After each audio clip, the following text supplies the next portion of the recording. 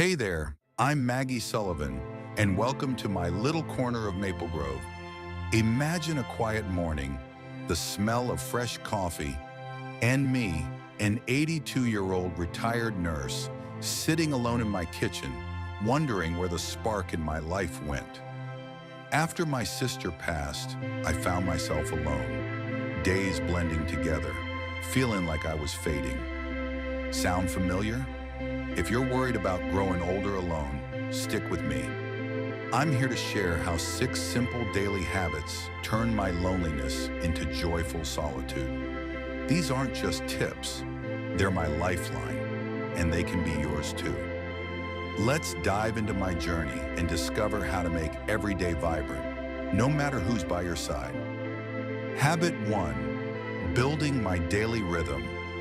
I used to wake up with no plan, drifting through the day, feeling empty.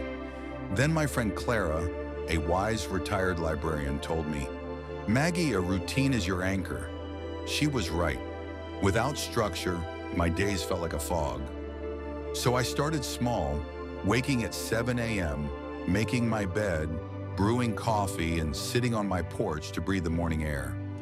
I added baking bread in the afternoon and journaling at night. Suddenly, my days had purpose. I wasn't just passing time, I was living it. A routine isn't about rules, it's about giving yourself a reason to greet each day with hope. Try it. Set a morning ritual, plan a meal, schedule a call. You'll feel grounded like I did, ready to own your time. Habit 2, moving my body, lifting my spirit. I used to think slowing down was just part of aging. My knees ached, and I spent too much time in my armchair. But Clara showed me that movement is life. I didn't need a gym, just a daily walk around Maple Groves Park, maybe some chair stretches while listening to music. At first it was hard, but soon my energy soared, my posture improved, and I felt stronger. I met Robert, a 76-year-old engineer, on my walks. He'd been stuck in a rut too, but moving together gave us both a boost. Movement keeps you independent, sharp, and alive. Start with 5 minutes of stretching or a short walk. Your body's ready to shine. You just have to move it. If you're feeling this, drop number 2 in the comments and hit subscribe with the bell to keep these tips coming. Your support means the world. Habit 3, connecting with others. Loneliness hit hard after my sister left. I'd watch TV, waiting for someone to call. Then I met Frank, an 80-year-old widower at a community center, who said, "Maggie, you've got to reach out." He was right. Loneliness isn't about being alone. It's about feeling disconnected. So I started small, a weekly call with my niece, coffee with a neighbor, even smiling at the grocery clerk. I joined a local baking club, sharing my cookies and stories. Those connections lit up my heart. You don't need a big social circle, just one meaningful chat a day. Text a friend, join a group, or say hi to a stranger. You're never as alone as you think. Habit 4, keeping my mind sharp. I noticed my memory slipping, forgetting recipes, losing track of conversations. I worried it was just old age, but Clara taught me the brain thrives on challenge. I started reading mystery novels, doing crosswords, and even tried an online baking course. My friend Janet, a retired teacher, joined me for weekly trivia nights. My focus sharpened, and I felt excited again. Your brain's like a garden.